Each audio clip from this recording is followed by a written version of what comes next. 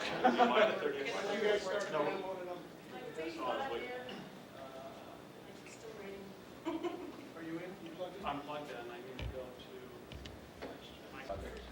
want to welcome you to the 11th Annual Science Symposium. This is always a joy for me. Seeing what the culmination of your education has brought. The papers were very interesting, and again, for 11 straight years, I've learned something new in many of the papers. This afternoon, we're going to hear from 6 of your colleagues.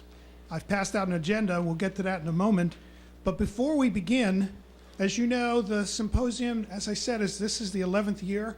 Every year we've dedicated the symposium to an individual. This year, we've dedicated the symposium to Dr. Rick Vaughn. Rick, would you come up, please?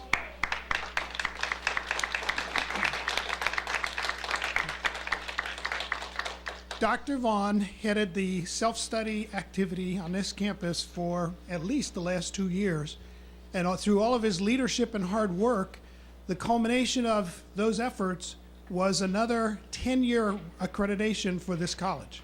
So in thanks, we want to give Dr. Vaughn his copies and say thank you again.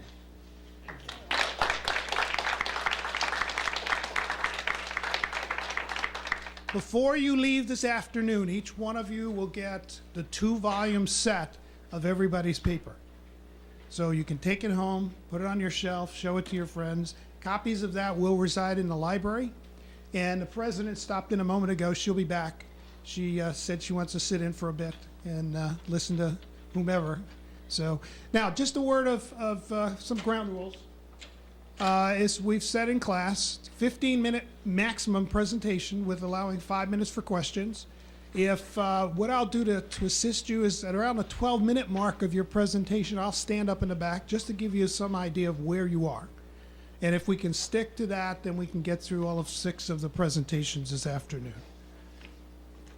The order will be the food of gods, the health benefits of dark chocolate, and this first one will be presented by Donna Smith.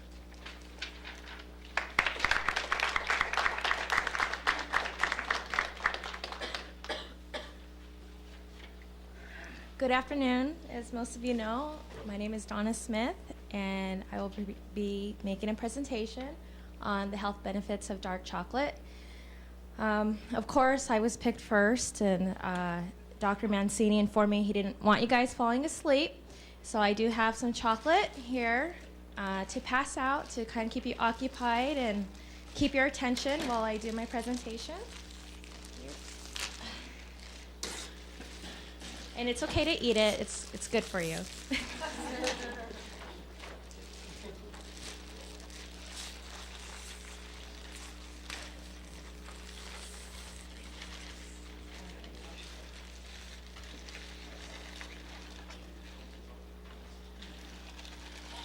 Now, most of you picked my paper to present because of the title, The Food of the Gods, the Health Benefits of Dark Chocolate. I'd like to explain why I picked that. I just did not come up with it. The name, the species of the cocoa tree actually means, in scientific terms, the food of the gods.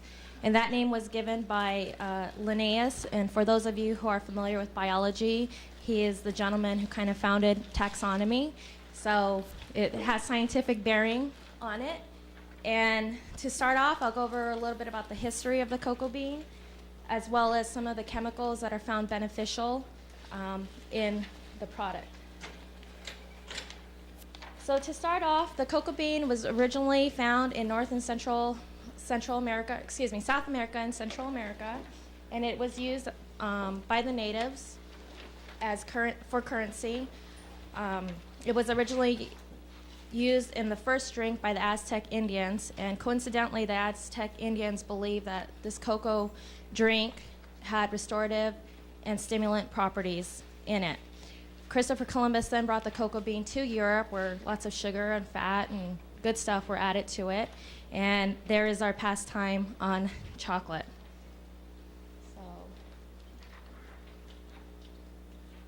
The new research, ironically, is proving that cocoa does indeed have restorative and stimulant properties, as the Aztec Indians had believed many years ago. The chemicals that I'll be going over, and you'll have to excuse my pronunciation on some of these items because English is my second language, for those of you who believe that. And so the chemicals I'll be going over are the theobromine, the anandamide, stearic acid, oleic acid, and some mineral nutrients, as well as some polyphenols. Theobromine is primarily responsible for the uplifting or alertness effect that chocolate is believed to have. It works in conjunction with caffeine. It's actually a relative of caffeine. It is also, most importantly, it is used for the hypertension because of its ability to relax the smooth muscle tissue, eventually promoting lower blood pressure. You can see how they are related and how similar they are. Many people believe caffeine is responsible for the alertness, and actually it isn't. It's actually only 0.2% by weight versus the 3% of the theobromine in chocolate. This is also being researched now to have more of a beneficial effect on coughs versus codeine because it suppresses the vagus nerve activity. So if you're sick, you have a cough, maybe you should try dark chocolate instead of that codeine there. Also, this is what you want to keep away, why you want to keep it away from pets, because pets cannot metabolize this product, and it's not good for them. Some say that dogs will die because of the consumption of this. The next product I'm going to talk about is an anandamide, and this molecule or product is very similar to marijuana. Let me back up 1 second. It's not similar to marijuana. It gives the same relaxing effect as compared to marijuana because it reacts with the same cell receptor sites as the active product in marijuana.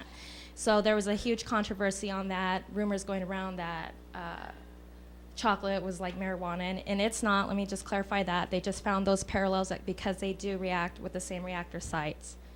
And it actually takes longer to break down because of this right there. It inhibits the breakdown of that product, so you'll have a longer effect with that. And here's a picture of the molecule. That's an explanation of how it goes into the fat-soluble hydrocarbon tail, which allows it to go into the brain. The next product I'll talk about is the stearic acid, and it has limited absorption in the intestinal tract, and it doesn't increase plasma level, so a lot of your fat in chocolate is not bad fat for you. It's okay for you, and it is eventually yields oleic acid, which is found in olive oil. There's the stearic acid, and it lowers your LDL and raises your HDL levels. And I don't know if you guys recall in biology that the LDL isn't really good for you, and the HDL is more of the product that you want, and it's beneficial for your heart. It's actually responsible for, they believe, for blocking some of the cancer-causing agents in your body. And there's a couple of pictures, so you can take a look at them. There's many mineral nutrients in dark chocolate. Calcium, of course, for your bones and teeth. Copper plays a role in cardiovascular health. The primary nutrient I found in dark chocolate was the magnesium. And dark chocolate is the most abundant natural source of magnesium out on the market. I'm going to say out on the market. It's just the most abundant natural resource for magnesium. And lack of magnesium is associated with several of these diseases, as you can see. One of the most important things, I think, being a woman for magnesium is many women suffer from PMS, and that's because there's a drop in your progesterone level, and this usually causes wild and violent mood swings, which I'm sure many of your families are familiar with. That fact that the magnesium is found to increase your progesterone levels to your premenstrual level so that it alleviates a lot of those mood swings. So again, if you're feeling kind of feisty, you might want to try a little bit of chocolate there to maybe calm you down, or you husbands that want to put some in your pocket there and keep it just in case. So I think the most important part of dark chocolate is the discovery of these polyphenols, which act as antioxidants. I believe many of you in the science field are familiar with how beneficial antioxidants are to stopping a lot of the deterioration of the cells. They do combat what they call the ROS, which is the reactive oxygen species.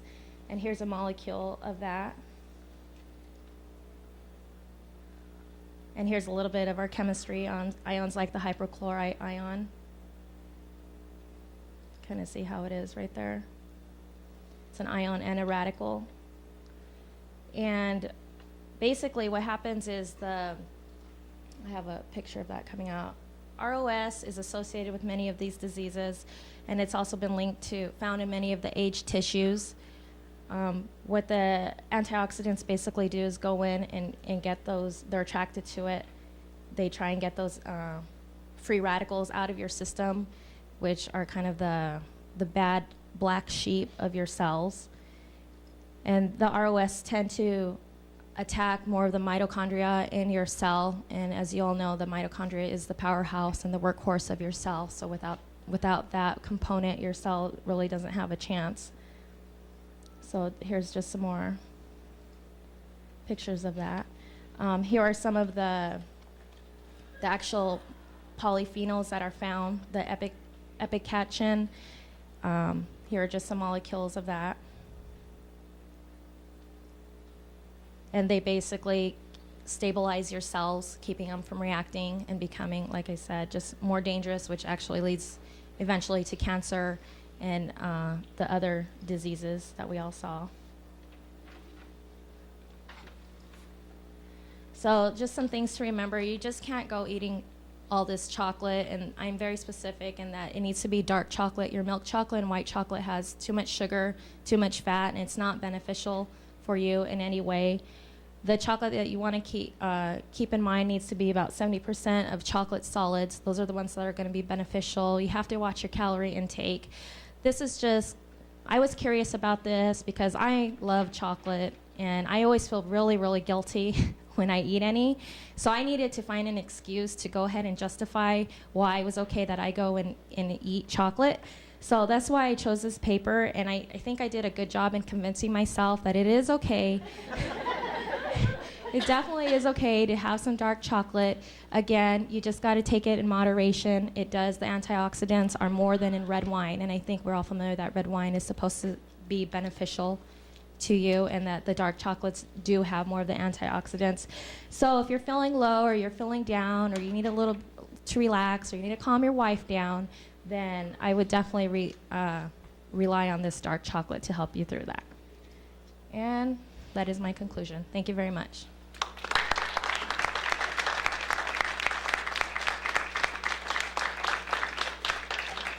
Questions for Don? Yes, Kyle. I always heard that there's some kind of component in chocolate that gives you the same feeling as that, like when you're loved or something. Did you run across that? Yes, I did run across that. There is not enough. They've done studies in Harvard where they took a bunch of males and did tests on that. However, the research that they have done is not conclusive or supportive of that rumor. So.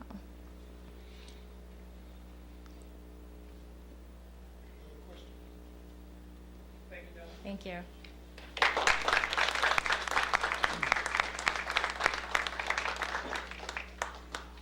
I thought we got your attention with the chocolate. We'll move on to marijuana.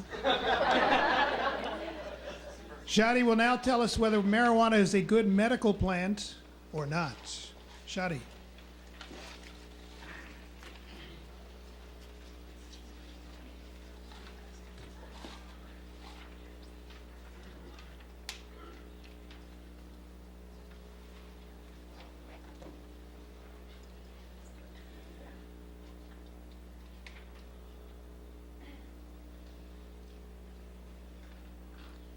So, as you all know, I'm Shadi Bashara. I'm not much of a presentation person, but bear with me on this one. My topic is, as you can see, marijuana, if it's a good medical plant or not. And during my research, I noticed some stuff that, first of all, marijuana is a type of plant that comes from the cannabis sativa, which is plant belongs to the Cannabinica. I never knew how to pronounce it. Family, which it's a desired fruit and family that female plants are used as source of drugs. There's like so many amount of chemicals in it that which comes out of the plant, but its most active ingredients that are high dosage poison in them, which is the tetrahydrocarbonate, which is better known as the THC cannabinoids. If you can see, it's kind of a bad image, but that's what it looks like from distance, as you can see. And as all we know, that every drug has its good effects and its bad effects, and also has the short-term effects and the long-term effects. Some of the short-term effects of marijuana is relaxation, altered perception, paranoia, dilated pupils, like weak concentration, memory, dry mouth, and it goes on. Like the list just goes on and on and on. But the long-term effects, which are pretty dangerous, are the reduced level of male and female hormones, damage to sperm and menstrual cycles, temporary loss of productiveness in men and women. Well, of course, you also got the addiction and loss of motivation. But if we notice that during the years, we noticed that the concentration of THC as a drug came increased more and more during the years. Like in 1960, the concentration of THC was about 1%, then increased to 40% in 1970. But today, the THC concentration increased to 10%, which is because of our technological advancements in our studies. But we also mentioned that another active ingredient is the CBS cannabinoids, which are a group of chemicals that activate the cannabinoid receptors, in term of reference, unique group of secondary metaboloids found in cannabinoid plants. Well, basically, the receptors are like found in two places in our body, which is CB1 and CB2, and they're found only in mammals, fish, birds, reptiles. And CB1 is actually, we can find it in our basal ganglia, which is in the limbic system, which includes hippocampus, but without the medulla oblongata, which comes to some conclusion that it's not very dangerous for us, but it might give us some effect, because it's the hippocampus it affects our respiratory and our cardiovascular function. And the CB2 is found in our immune system, which is mostly in the spleen. And the CB2 also is responsible for anti-inflammatory subjects, where just in case we fall down and we bleed, it won't swell. It will affect our swelling process, which will create more pressure on our inside organs, which might cause some damage to it. And dealing with marijuana and that might cause a little bit of problems. But with some studies, doctors found out that THC or marijuana won't kill us for two reasons. One of them is the lack of THC receptors in the medulla oblongata, which may cause to permanent damage in the brain or death. The second reason is the lack of serious physical dependencies. Well, everybody knows that it's not much a big serious issue if we take small dosages of little stuff, but the more we take of them, the worse it gets. There are studies performed on mice and rats that marijuana could be used as a painkiller effect, but the study showed that it's almost as equivalent as morphine, but it also showed that it's less potent to morphine in both rats and mice. Other studies showed that scientists gave high dosage of marijuana to rats and tested to see if THC would cause into their system. Well, the first few experiments was actually successful, where they realized that the mice and rats were living longer, but in like a 2-year period, they noticed that the rats and the mice started losing weight and started getting into more tumors and more of shaking problems, where they started having seizures, especially when the ones that were dosed. Although the fact that both the control and the ones that were dealt with were dosed, one of them was dosed and the other wasn't, but they were both under the same control, affected the mouse. And the fact that one of the mice, the rodents that lived longer had more tumors effect on them than the regular mice.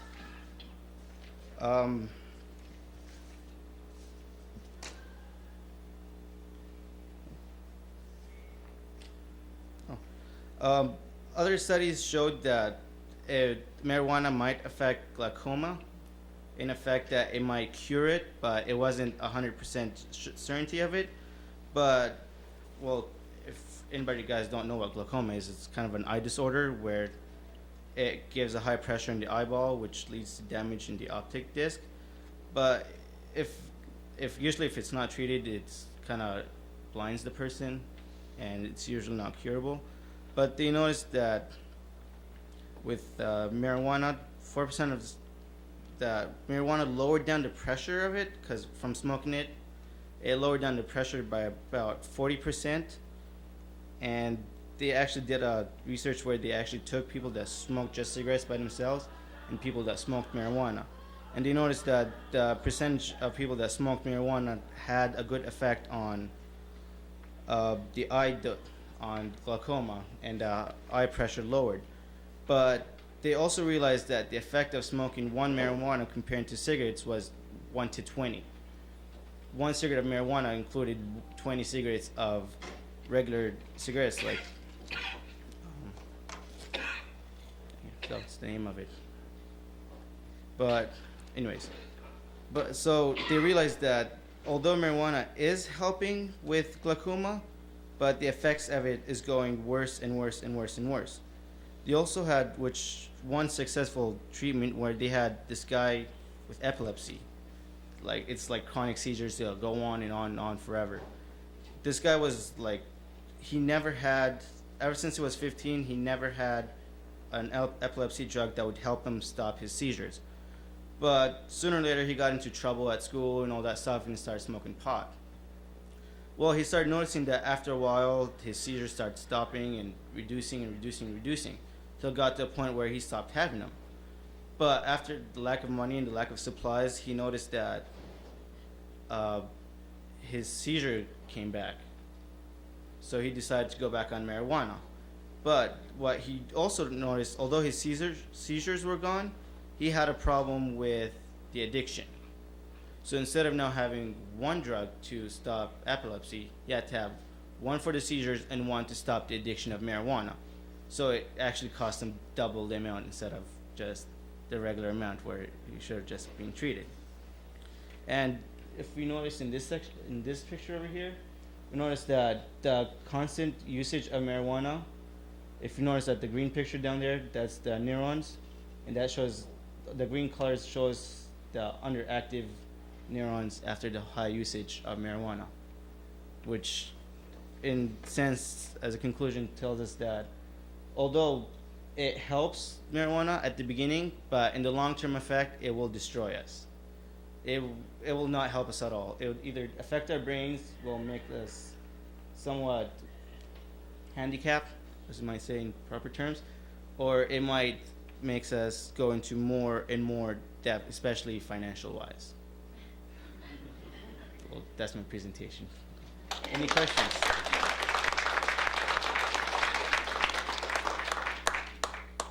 Questions? Questions on marijuana?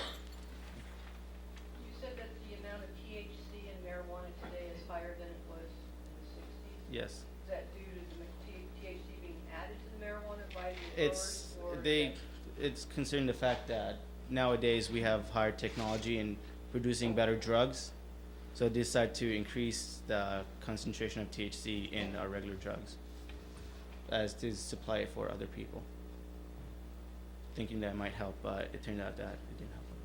Have you done any research on the delta-9 tetrahydrocannabinol that is used in Marinol? In what? In Marinol, the prescription drug that is actually currently you can buy from any pharmacy as long as you have a prescription from your doctor. Those are who are cancer patients. Honestly, I haven't, but I did run across a point where it might treat cancer. I found out that later on during the pregnancy, it might stop people that are born, like babies born, of having cancer, but the research is still being conducted. That's why I didn't include all the way in my paper. With the addiction, I should mention on one of the guys that do research or something.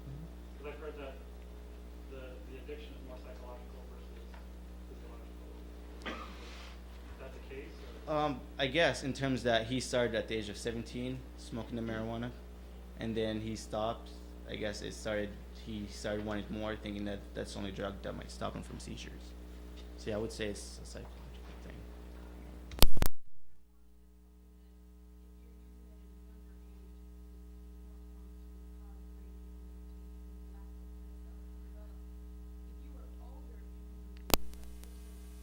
Example that you gave, a 17-year-old, if he would have been 30 and decided to try, It would. would it have done something differently? Would the long-term effects been later in life?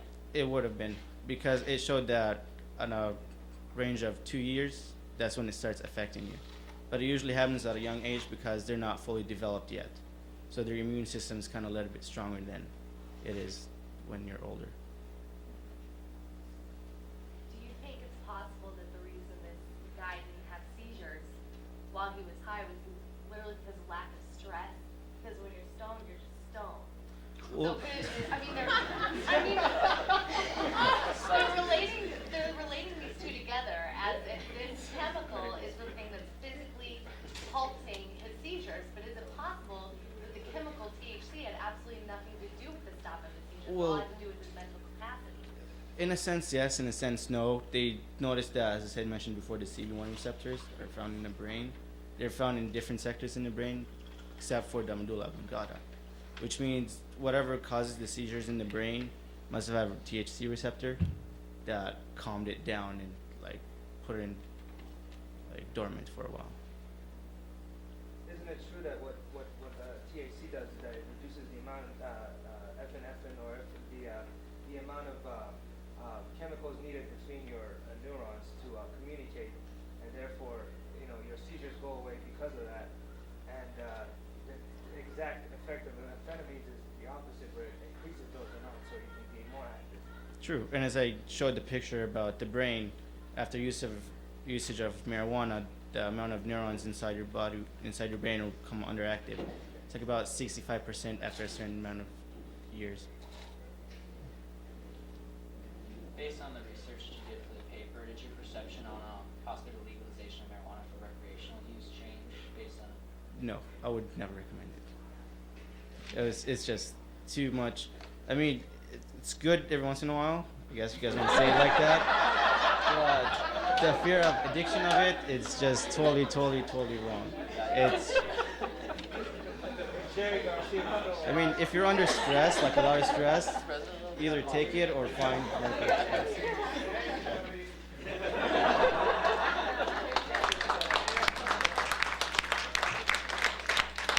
Oh, man.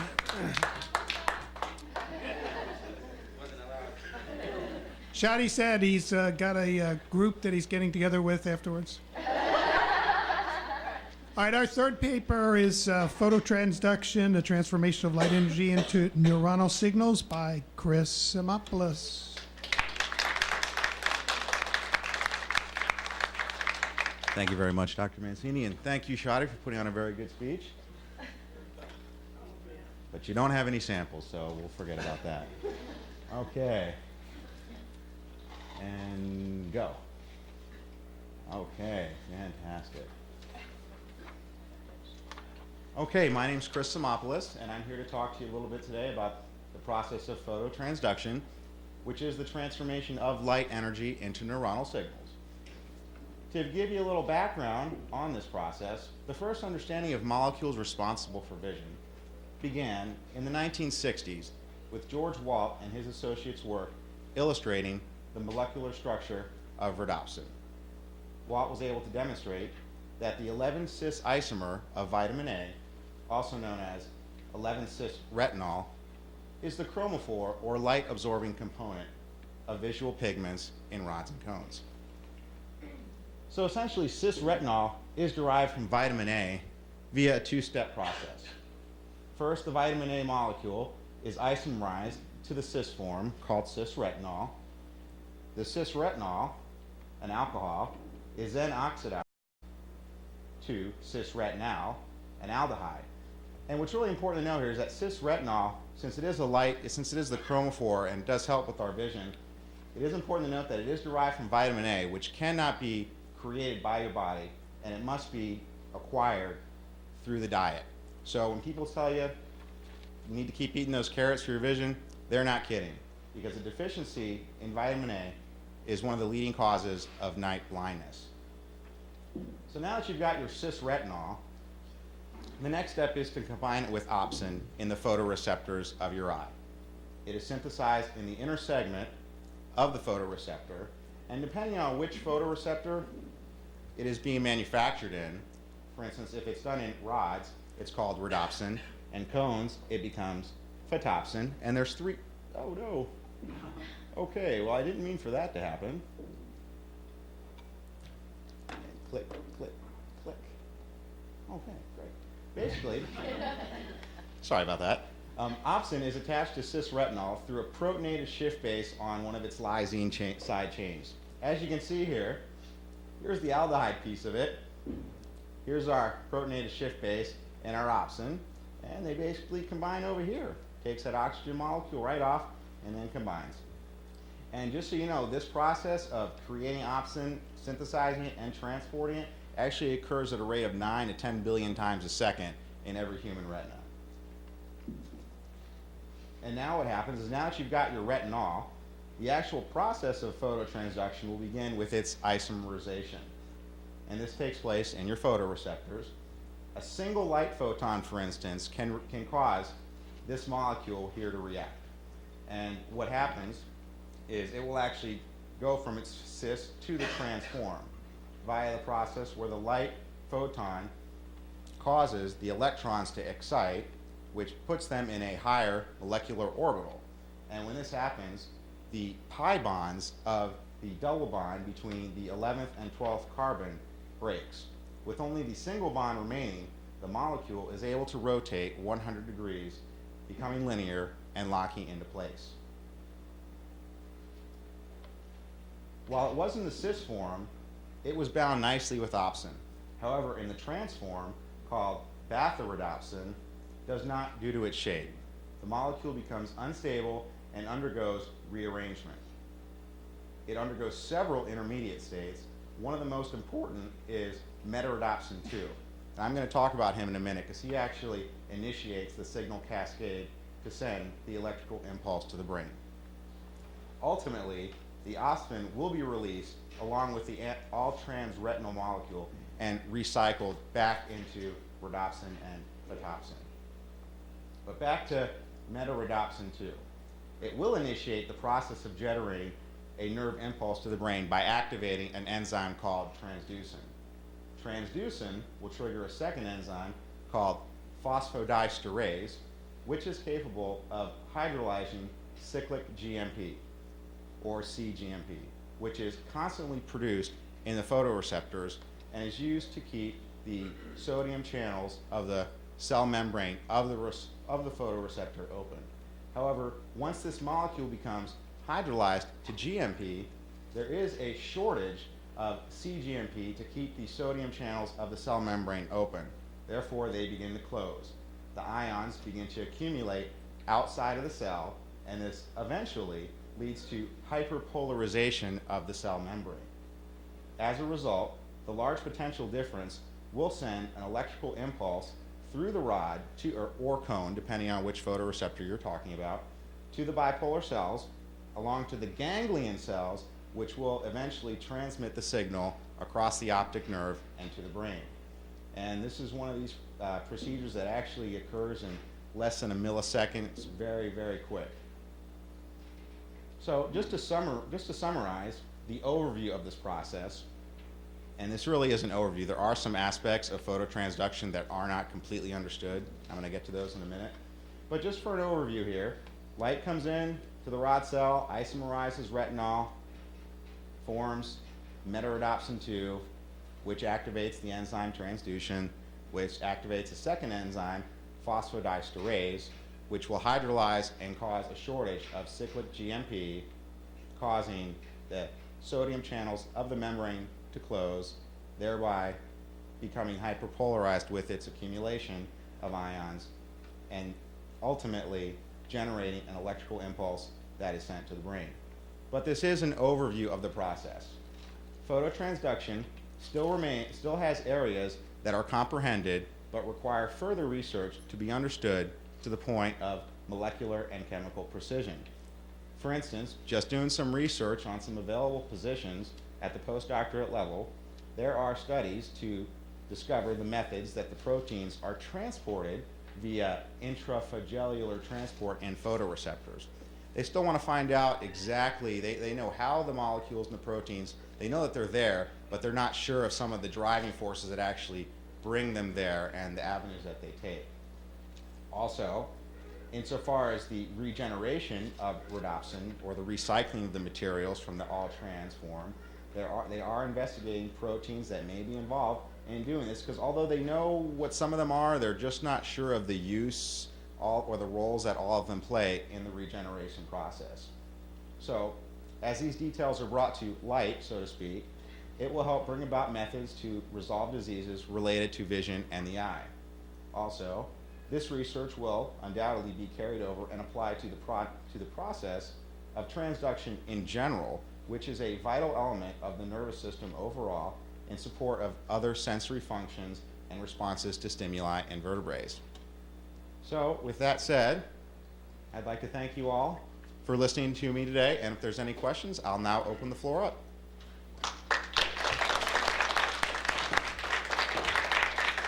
Yes. What can I do for you? I was interested in what you were talking about at the beginning about night blindness. You said a vitamin A deficiency. Is that reversible or is that a permanent? Well, pretty much you need, vitamin A is necessary to manufacture cis-retinol. And if there's not enough vitamin A, you can't make enough cis-retinol. And if there's not, you'll start to notice it as a deficiency. Like you'll start having trouble at night because there's not enough of the molecule there. So. Vitamin A is essential to consume it. My question was, is it reversible? I'm not familiar with night blindness. Is that a permanent thing, or if you consume more vitamin A? Well, without being an expert on it, I'd say that since the materials that I read referred to it as a vitamin A deficiency, so I imagine that if you were to increase your intake of beta carotene or carrots even, that it would resolve the issue. However, I wouldn't go so far as to overdose on vitamin A, as that could kill you.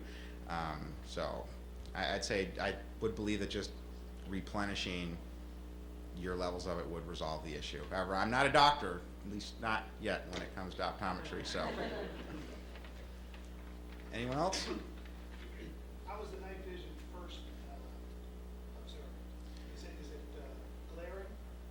Well, I'm trying to think of, when I used to have it, I always wondered why I couldn't drive at nighttime. I just couldn't see. It was just like, I wouldn't say it was glaring. I'd say it was more when I would be driving down the road, I can't see where the road's turning. I can't see where it's going. My girlfriend would look at me, she'd be like, Chris, what's the matter? I can see just fine. So I just imagine things just kind of get darker on you would be the best way I could explain it. Yes, Lord? Thank you, Chris.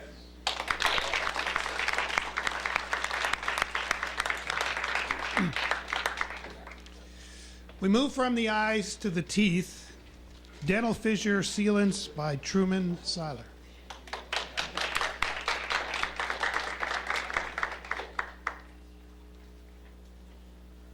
Oh, I'm sorry, Truman. Yeah, that's all right. I was just following Shotty's lead, man, that's all. Yeah, shoddy. Where are we at? I got day blindness, so we're gonna have a problem. There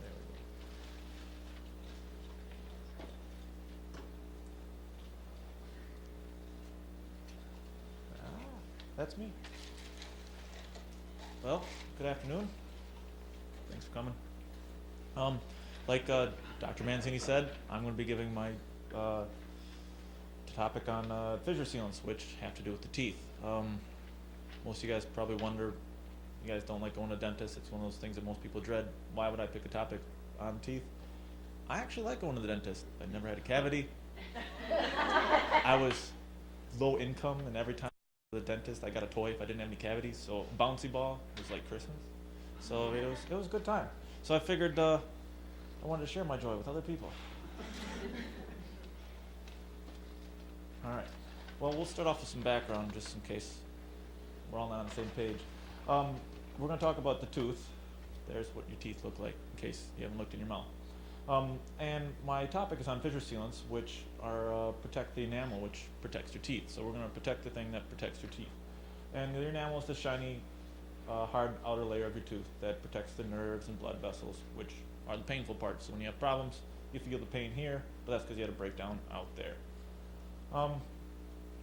When we have that breakdown, it's from what you guys call cavities and what dentists call caries. And caries are when your hard enamel wears down. And here's like an example of a carie on the root or below the gum line, root caries, or on the shiny flat surface, or here is in the fissure or the cracks of your teeth. And here's some more pictures of the root caries or in between your teeth. Now, fissure sealants only protect your tooth from caries in the fissures. That's why they're called fissure sealants. That's where most people get their cavities. It's because it's hard to reach. It's bacteria, food debris cause acid in there, and aren't very good. They break down. You'll see, smiley, happy tooth turns sad. Not good for your teeth. That acid is caused by that wonderful food of the gods, that chocolate we were talking about, or any sugary food. Not so good for your teeth. That sugar, your mouth, and the bacteria, and specifically in your mouth, which has good and bad bacteria in it, causes chemical reaction, turns that sugar into an acid. And that acid, because your tooth, which you'll later see is made up of this calcium carbonate, gets broken down by this acid. We learned that chemistry is collisions. So if we can prevent those acids from colliding with your teeth and the enamel, then we won't have that problem. So we have to find a nice barrier. And these sealants are very good bacteria. I mean, a very good barrier. Another thing that can help prevent your teeth is after you're eating your sweets, is if you have just a little bit of cheese. Apparently, the sharp aged cheddar will raise the pH level in your teeth, and that's one way of protecting your teeth after having a whole lot of sugar. You don't need a whole lot either, just a small cube will raise the pH. But if you have no cheese, get sealants. It's more expensive and will last all the time. Let's see. Also, brushing is supposed to be good. If you have, bacteria in your teeth, brush it away. So maybe you don't need these fissures. But as you can see, the fissures in your teeth you brush. Here's a electron microscope of your brush. Can't reach into these fissures. That's why most kids and even adults, this isn't just a problem of adults, have caries on primarily the fissures of their teeth. We saw cavities on the roots in the earlier pictures, on the roots or on the side, but you have no problem getting those. So this is where after you have your cheese and you brush your teeth and you're still having problems, which most people do, this is very common. It's actually second only to the common cold as a health problem. So this fissure is what I was talking about, is a chemical compound, and it hardens like a plastic. Plastic seal your teeth. And as you can see, that once we fill up these cracks, bacteria can't get in there, and you can eat whatever you want. It's made up of this methyl acrylate. It's actually made up of 3 different things. A filler, stabilizers, monomers, like 3 major ingredients that make up this sealant. And the monomer is basically this methyl acrylate, where this O is just an organic radical. The filling agent can be used is mostly this methylcrylate, but it could be many other different things. It's used because it can polymerize at room temperature. And it was first invented in 1956. We've been using fissure sealants since about the 70s on our teeth. Here's the other types of filling agents. There's a whole list, but like I said, the methylcrylate, which is also known as Broman's molecule, which I talked about, is the most common. All these other ones are also used. They also have the coupling agents, which bind the resin to the filler. And these organosilates are preferred because they are benign, and that's good.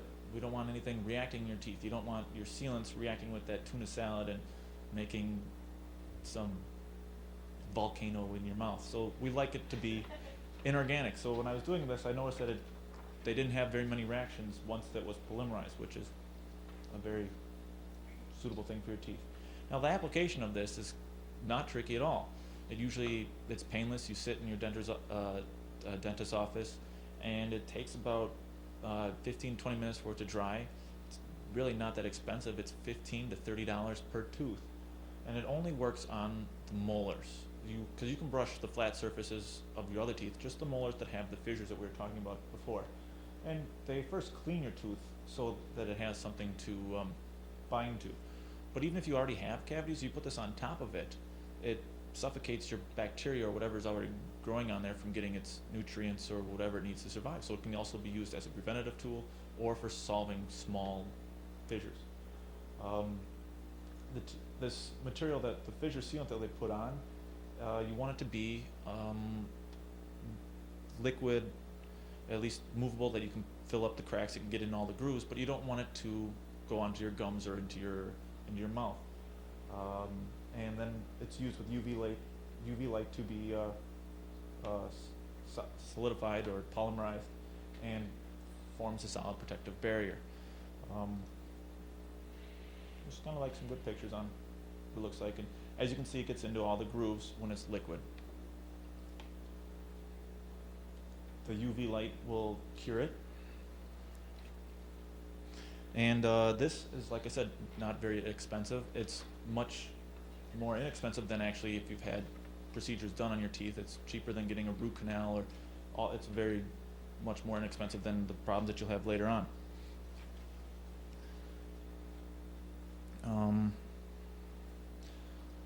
Now, we have some problems with health concerns. Like I said, we want it to be liquid when you put it on your tooth, but because it doesn't, if you don't have a properly polymerized, you can have some of that unsolid in your gums or in your mouth, and if you swallow that can be harmful, and it can get into your bloodstream, and all those chemicals which are unreactive when they're polymerized can react with your system when they're unpolymerized.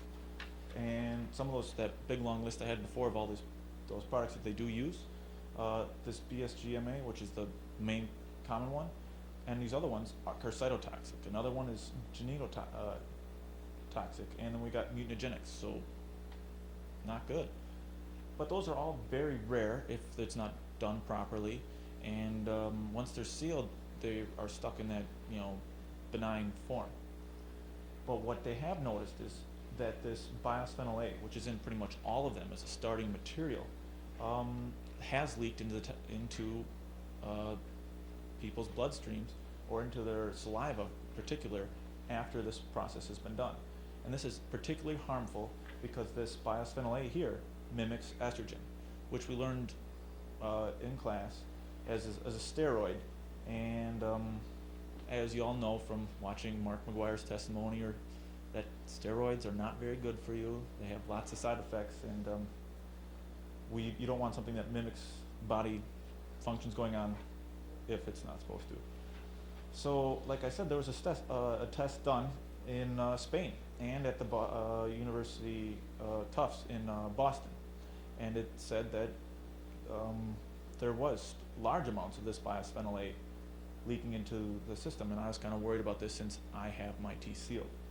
And here's the picture of this bisphenol A, and if you notice, it does have the phenyl groups that look like the estrogen groups. That could be why it reacts with or mimics the estrogen. But the American Dental Association assures us that you're safe. The reason why I'm like, hey, who do I believe? And the reason why is because Spain tested products that were not ADA proof. Those ones that they did, they don't use the same sealants in Spain that they do here in the United States. Of the 12 brands that the ADA tested, 11 of them leaked no traceable amounts of this bisphenol A. The 11th one, don't get it, but they have changed their manufacturing process and now actually are safe as well. In a separate study, the UCLA could not find any in the 7 that they tested.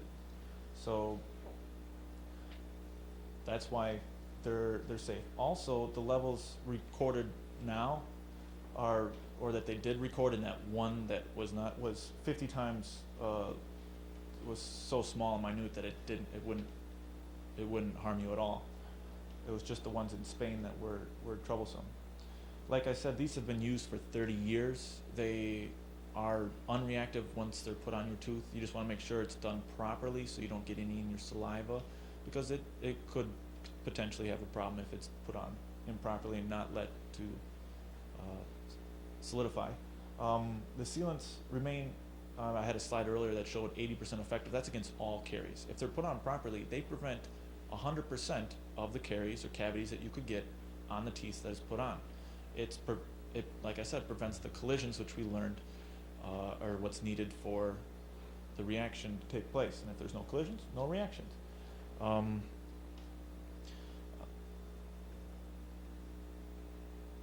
That's about what we got. If there's any questions, you can I'll be fielding those right now. Any questions? Go ahead. Ladies first. Oh, well, you're being pre-Dan. I actually have 2 questions. The first one is, if they work in the fissures and where's the molars and the premolars and so forth, wouldn't they be able to make a gel that would be good for the flat part of the teeth so that you could actually prevent the cavities that are growing in between on each of the teeth or on the flat surface of either side? Yes, they could. Theoretically, they could, but this would be, like I said, you have to get the right, all those different materials that I listed, the different amounts that you mix them have different physical properties. And you don't want it to be too liquid that it slides down the side of your tooth and into your gums, because it's can be hazardous, like I said, if you don't have it solidify right away. You have to be very solid to put it on your teeth. But again, the majority of cavities that people get are not on the flat surfaces of your teeth. They're on in the fissures and in the molars. So I mean, you could get this done, and it would be, it's not terribly expensive, and most of the time it is picked up by your insurance. But it would be, again, kind of like throwing money out the window, since this is an area that you can brush on your own, and majority of your cavities are not on the flat parts of your teeth. Okay, can I go a second? Go ahead. With orthodontics, you're familiar with the Invisalign bracelets, right? Would you, after doing your research, propose to orthodontics that they seal their teeth before they use these Invisaligns? Since my paper has actually nothing to do with sealants, with Invisalign, I would think, but in my opinion, I would say it would have actually probably no effect, because you're not changing those were microscopic cracks in your teeth that we showed with the electron microscope. Moving your teeth around is not going to change the makeup of your teeth. I mean, if we move your teeth around, you're not going to get vampire teeth or change the way your teeth look. They're going to be physically the way you are, just in a different spot. So having it put on before or after is not a huge, I don't think would make a difference. I would recommend getting it done earlier, and they stay in your teeth, these sealants, for about 10 years. So I wouldn't think it would make much of a difference. I guess what I was getting at is the Invisaligns, they actually just go over your teeth and they keep them straight, they move them as they go on, but you are actually trapping everything inside of the fissures, inside the molars. I believe you only put the Invisaligns on during the day and you take them off, I have them at night. That's why I was just curious, would you want to seal before doing it? Yeah, you always would want to seal your teeth. Like I was saying, even if you have Invisaligns or don't have Invisaligns, you'd want to seal your teeth to prevent them from having any type of bacteria on them.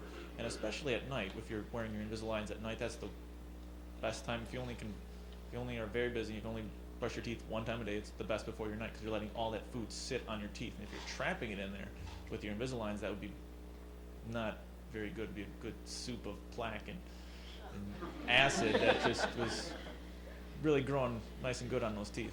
So I would probably recommend getting them done, like I said, early, and they last on your teeth for a long time. I mean, the sooner the better. My question was, basically you're taking the monomers and making polymers. One of our first labs was basically making polymers. Is it pretty similar to that? Yeah, that first lab we did was Bakelite, and that was the polymerization of thermal setting plastic, and this is a thermal setting plastic, and it's the hydrogen bonds that kind of, you want, like we learned that you slide that over, they slide over each other and build on top of each other, make one big solid molecule, where this is not huge since it's small on your teeth, but molecular weight, it's bigger than the monomers it started with. And it's very similar, but like we let that set overnight, to this sets with the visible light curing in 15-20 minutes. And like, just like where we had that hard plastic when we were done, this will be a hard plastic that prevents your teeth, but not that ugly color. The material that they use is specific, that it sets quickly, it's just the right viscosity and the right color. You got a question? Yes, you said they last for about 10 years. Mm-hmm. Now when they're coming off, are they chipping off or? They kind of wear down over time. Like, unless you're chewing, when I had mine, the doc said, you can't eat anything in the world, doesn't mean, and you can't not brush your teeth or floss. It only, protects in that area. Don't eat, he told me not to eat the big, hard candies that, jawbreakers. He said, don't eat those. But I believe that they wear down, because they're on the grinding surfaces of your teeth. They don't usually fall out unless you're like trying to pry them or break them off. They actually wear down over time, kind of like a wax layer on your car wears down, doesn't chip Have off. they had incidences where it'll start to lift a little bit and then food will get stuck under there? Well, they're so microscopic. Like when I was, if I can go back on these, that the microscopic parts of your teeth are so small that it would be hard to get like a food particle stuck in there. And that and usually once it goes, it just wears down over time. It's not like you get a chip of it falling off. Go ahead. I'm just wondering if increases the chances of getting the virus when people have like severe gingivitis or sort of that. Are there any studies about that, or is it? Yes, there have been studies about this and gingivitis.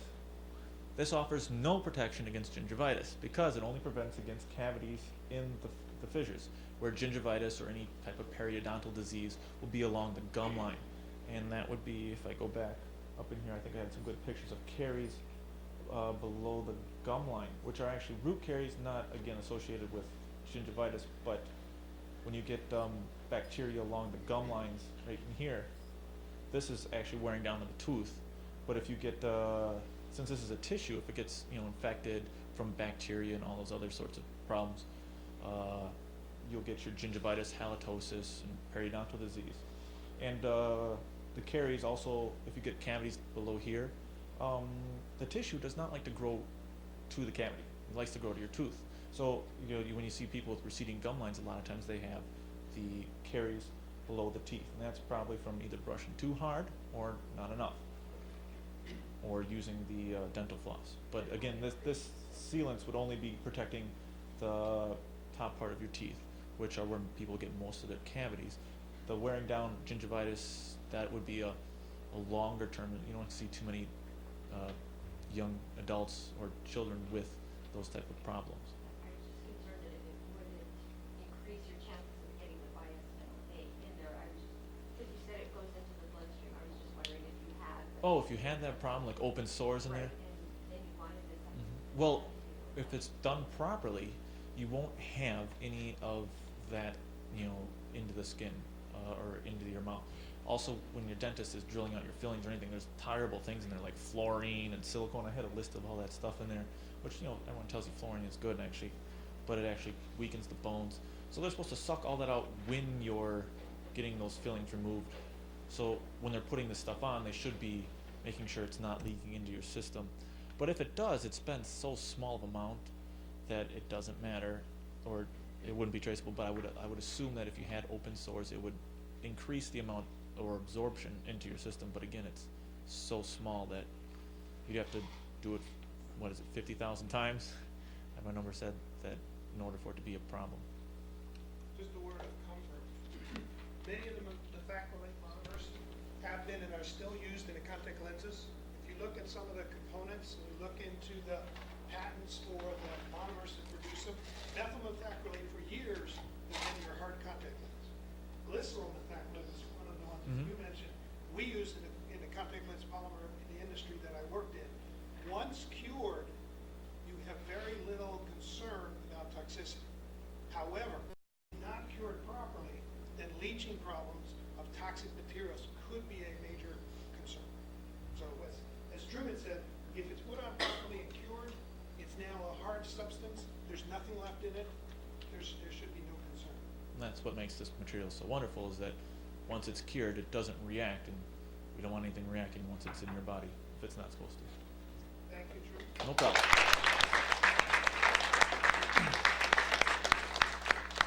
Before we continue, I want to introduce our college president, Dr. Mary Kay Kickles.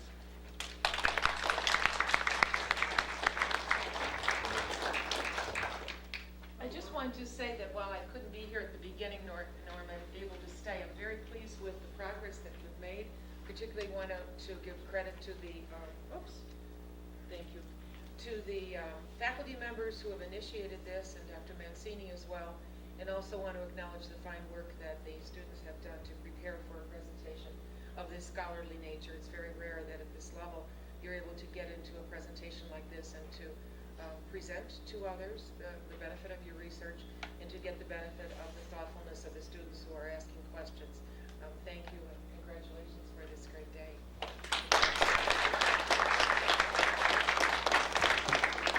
All right, moving on. We're going to move out to the outdoors. We're going to do putting the sting and inflammation, the medical use of bee venom.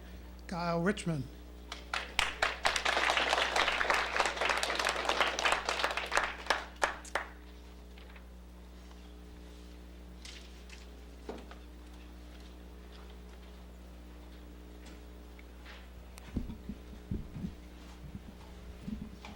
Thank you, Dr. Mancini. Escape.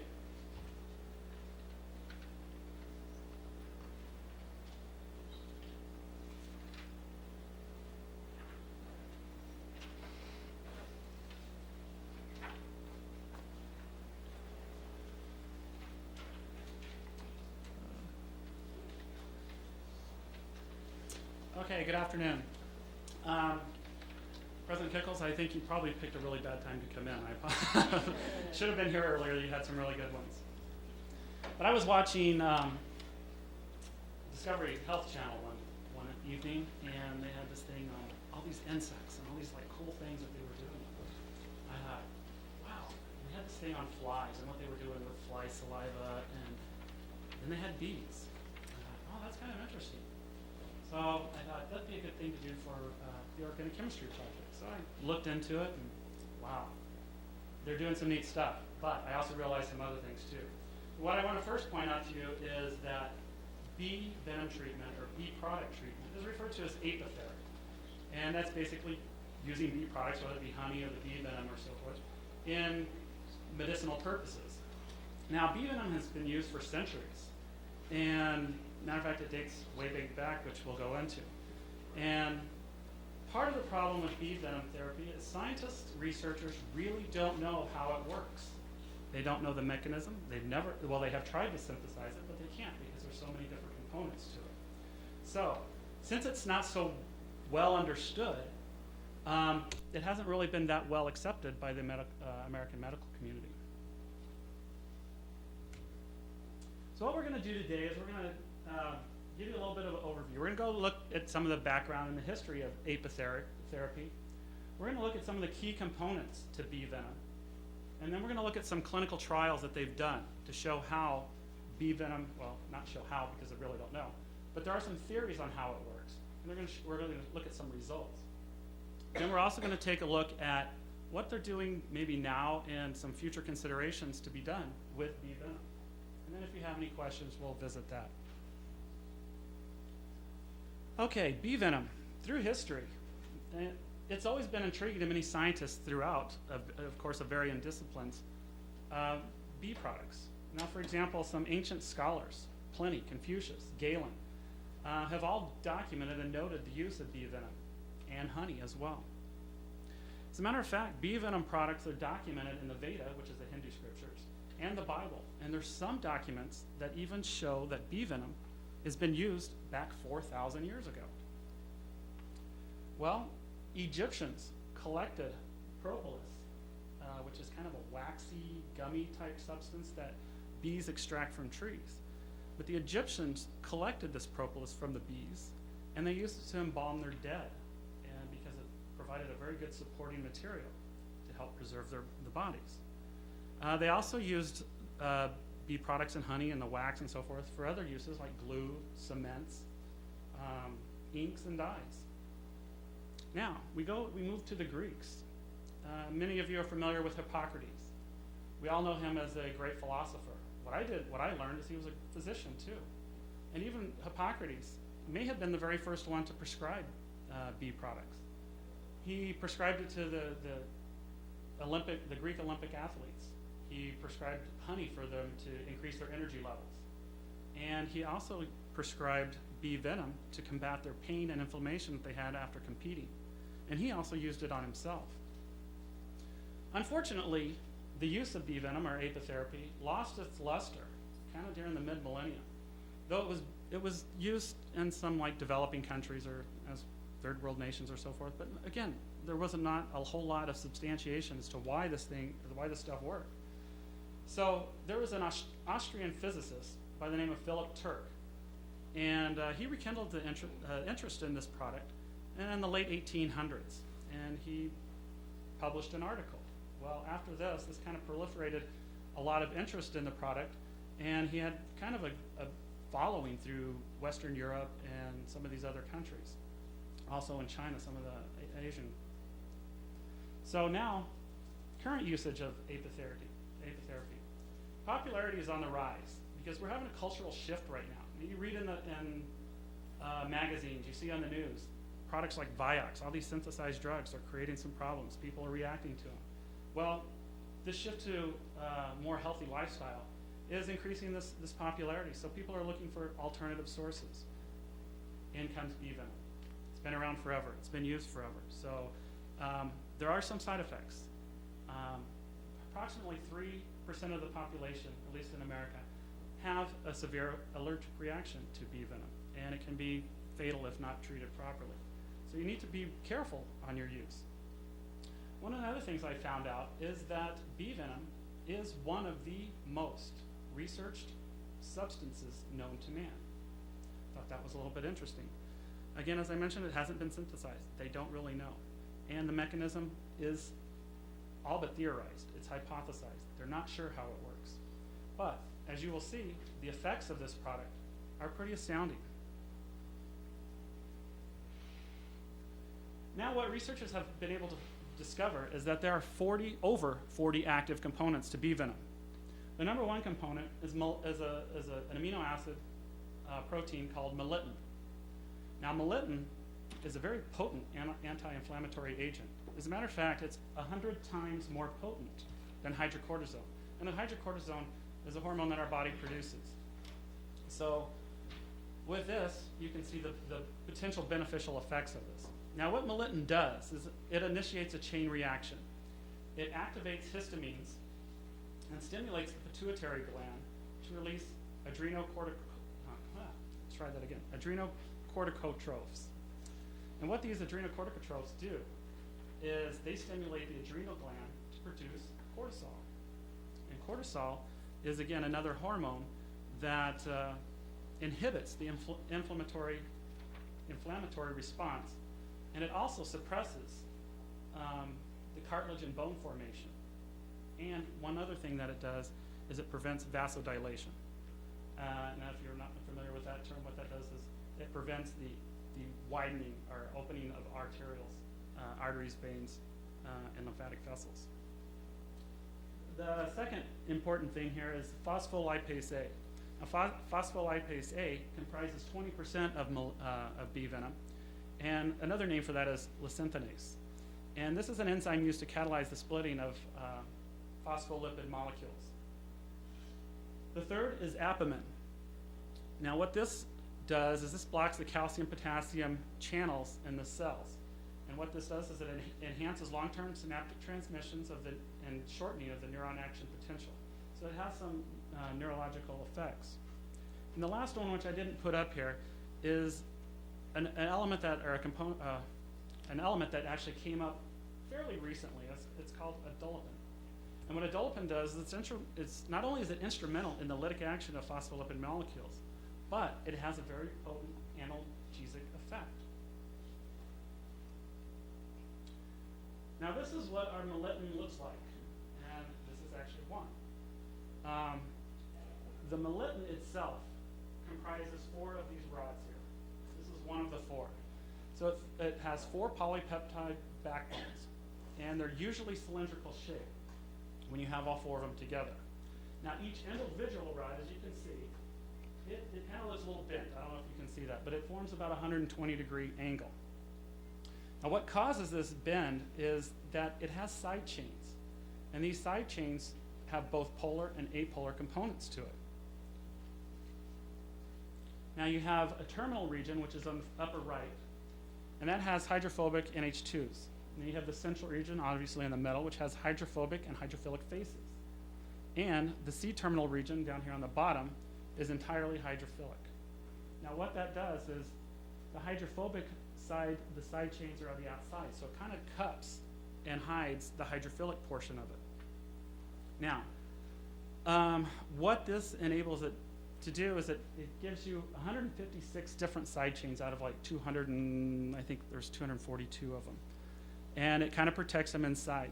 But with all these hydrophilic and hydrophobic side chains, it makes the molecule amphiphilic.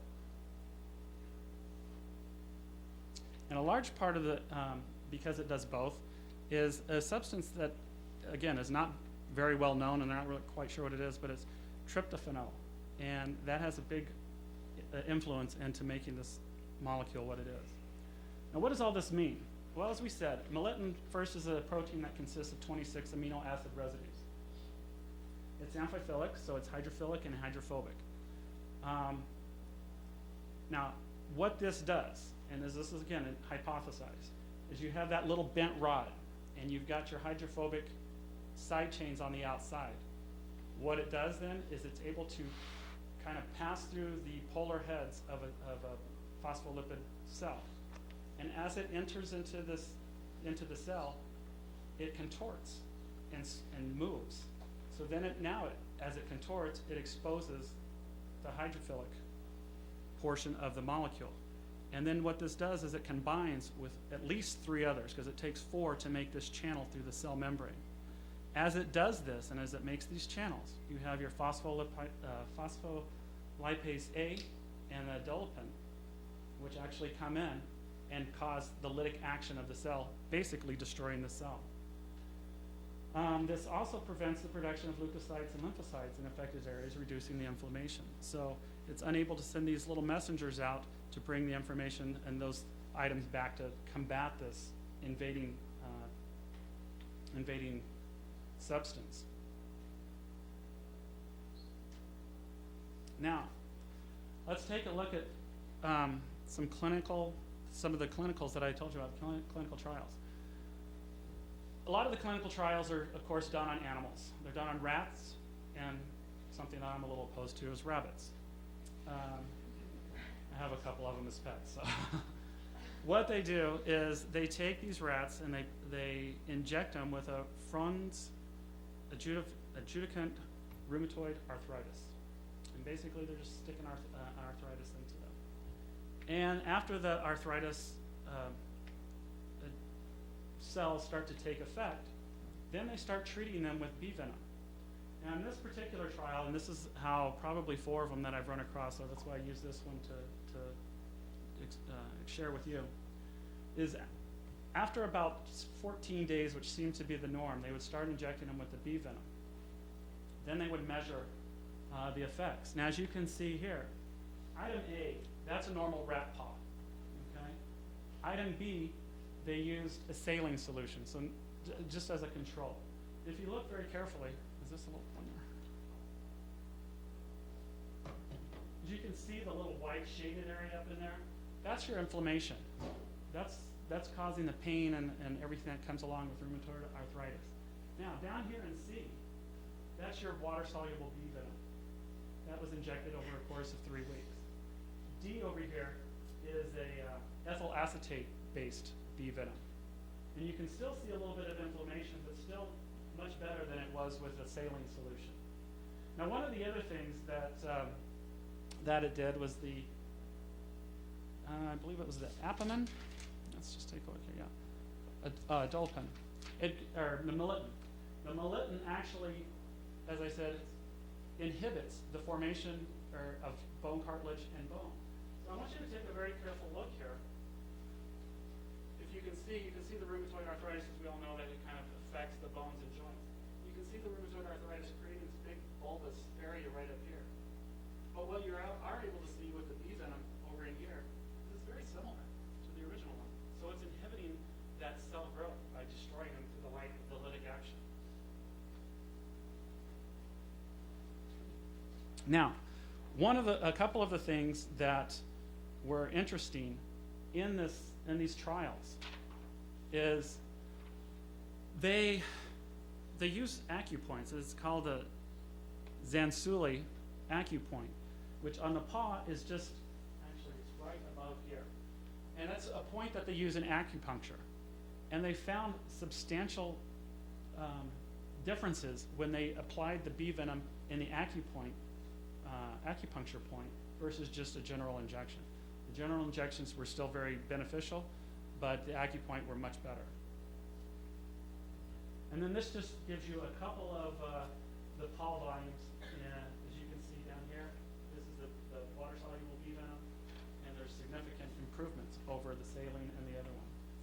One of the other effects that it had is it's a nociceptive effect. The pain decreased with this. And you can see with the water-soluble bee venom, the range of motion increased almost back up to 90%. Now, a couple of things that we're doing with bee venom, multiple sclerosis. Multiple sclerosis is actually thought to be a viral infection that attacks the myelin sheaths of the nerves. And what they're finding is there's a protein in bee venom that actually helps combat that, because with bee venom, they're able to find increased neuron transmission and velocity in the transmission. Another thing is rheumatoid arthritis, which we've talked about briefly. Cancer research is they're using it with that lytic action of the cells. They're using it to destroy cancer cells. So not only is it helping in preventing cancer, it's also helping to decrease and inhibit tumor-causing, or the tumors in subcutaneous masses. The last one is antibiotic superbugs for superbugs. The superbugs being the bees. They're using the proteins and enzymes inside the bee venom to actually dissolve the protein coats that these antibiotic-resistant bacteria are using to protect themselves, so that the bacteria is able to actually then go in and attack the pathogen. Okay, we've talked a little bit about the history, the chemical components, clinical substantiation, and the future research here. So what I will do is open it up to you if you have any questions.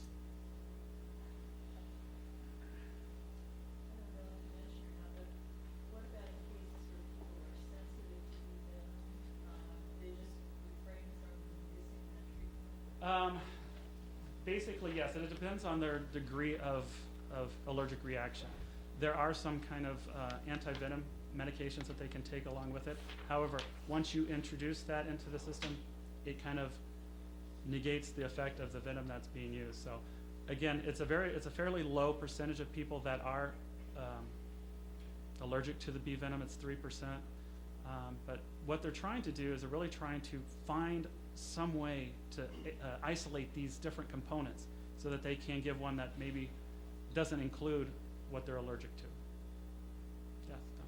How much venom do they need, and how are they harvesting this venom from the bees to do this kind of research? Interesting question. What they're doing is they're actually just taking bees from a jar and placing it and allowing it to sting. Now what happens is once the bee stings, obviously the bee gives up its life in doing so. But there's a little pump on the venom sac that continues to pump venom into you after the bee is removed. And they're actually experimenting now, because like I said, there's still a lot that is unknown. And they're experimenting with different dosage and amounts. But they're sometimes some of the MS patients are going in 3 times a week and being stung up to 6 times. Did your research show any synthetic production of bee venom? None. They're not even attempting it right now. What they are trying to do is they're just attempting to isolate the components of it. Because it's so readily available, it's very cost effective, and the cost to try to synthesize it kind of prohibits it right at this point. But they are still trying to do a lot with it. Were the X-rays 4 different rats? Yeah, they were 4 different rats. Sprague holly rats are what they used in it. Thank you, Kyle. Thank you.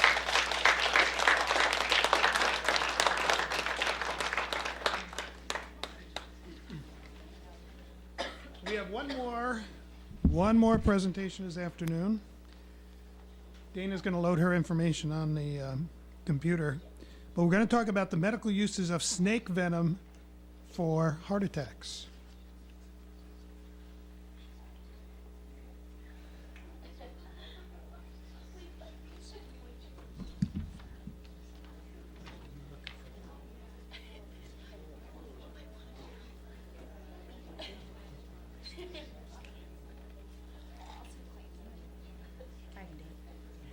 Okay.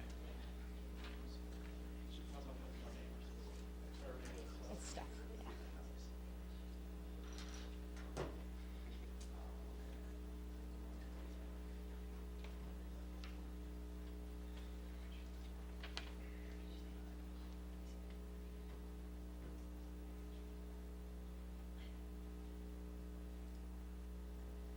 Whatever. Sorry. Tomorrow over here. Hi, I'm Dana, and I will be speaking to you today on the medical uses of snake venom, particularly in heart attacks. Now, snakes have a really interesting history in humans. They have been worshipped throughout history. In India, snakes, particularly the king cobras, were worshipped because they were considered powerful, they were considered knowledgeable, but they were also deadly, so they were worshipped by the Indians there.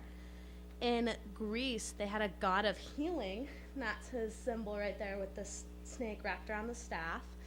And he transformed into a snake to heal the sick people in his temple or to give advice to his priests.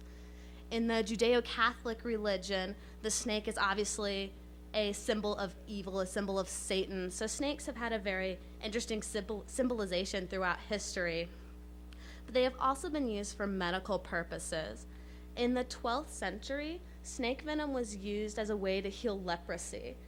People believed that because the snakes could heal themselves after they shed their skin, they could transform those properties through their snake venoms into people.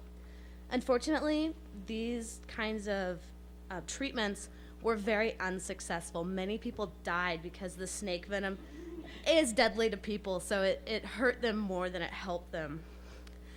Snake venom has also been used to make various kinds of war. In Carthage, in the Punic Wars, the General Hannibal used to throw deadly snakes onto Roman ships as a way to kill the Romans. And cobra venom has been used in biological weapons until the Biological Weapon Convention prevented such weapons. And it wasn't until the 1990s that snake venom was used as a beneficial way to help people. Now, snake venom is produced in evolved salivary glands found in the roof of the snake's mouth. One of the first snakes to be looked at was the saw-scaled viper of Kenya.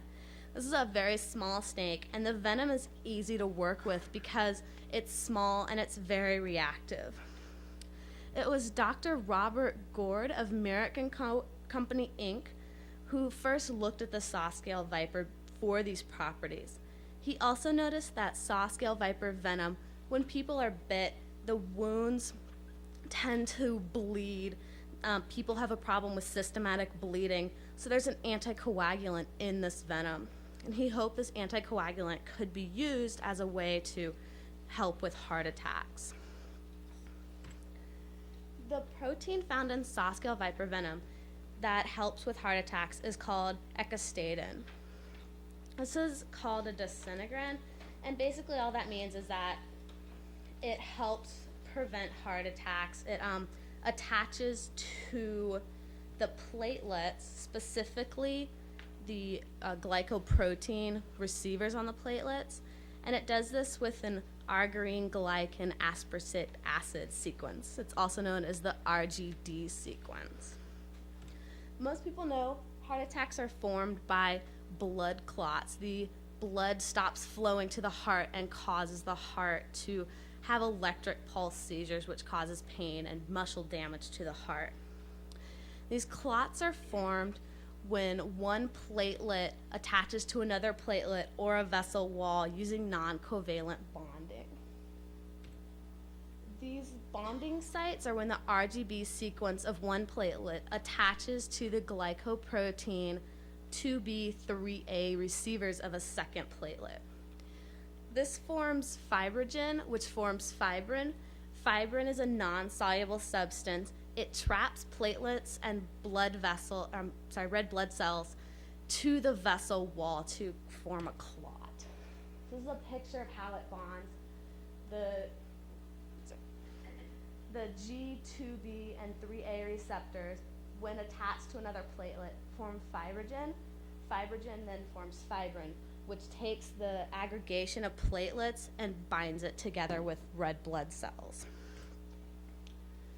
Now, ecostatin helps clots stop because the RGB sequence on the ecostatin,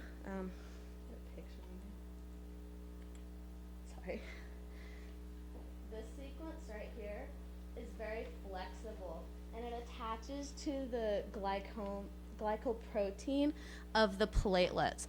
That inhibits it from forming fibrogen, which inhibits it from forming fibrin, no blood clot. Unfortunately, ecostatin is also very harmful to the human body. It can cause systematic bleeding, it can cause blood cells to rupture and blood vessels to rupture. So if you inject straight ecostatin into the human body, you're gonna do more harm than good. It took them 10 years at Merck & Company, Inc. to form a drug that would not harm the body. This drug does not contain any snake venom. It merely mimics the RGB properties of the snake venom. This drug is called Agristate.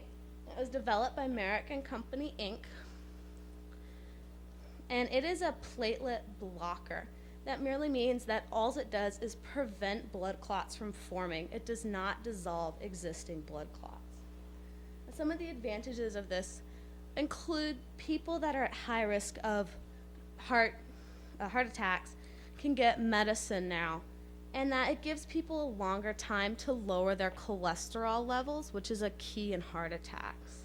It also can be reversed if a patient needs to go into surgery and they're worried about the patient bleeding to death because they're on this blood thinner. They can take the patient off the drug, the effects completely stop, and they can have surgery if they need it. After 3 clinical trials, Agristate was approved by the FDA in May of 1998.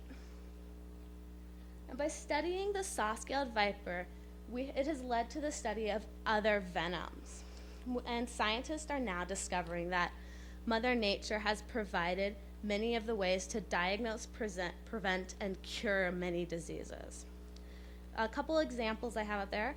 The Cameron red tarantula venom is being used to study neurological diseases as well as cure certain neurological diseases.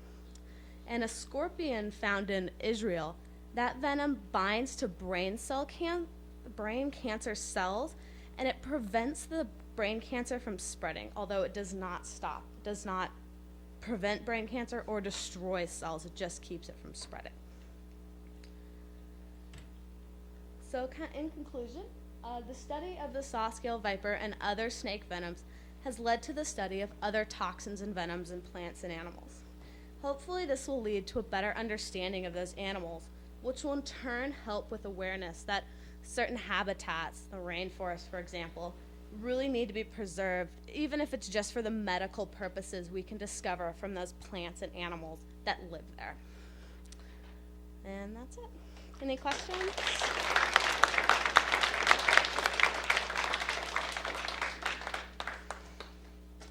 Questions for Dana? Yeah. How do they make the antivenom for such a person gets, you're supposed to know what snake bites you? Yeah, antivenom, it depends on the snake.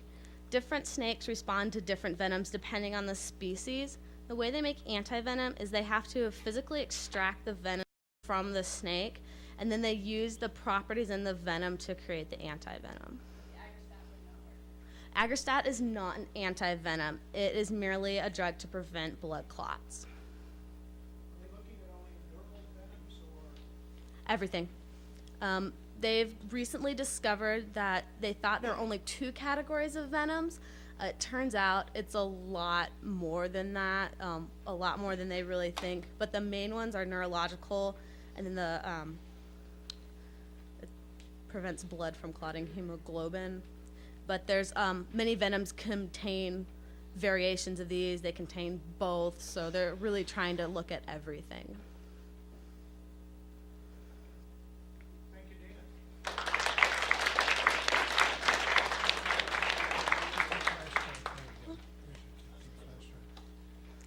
Okay, just hang in there 1 second. We've got a couple of things to go over, and then we'll release you.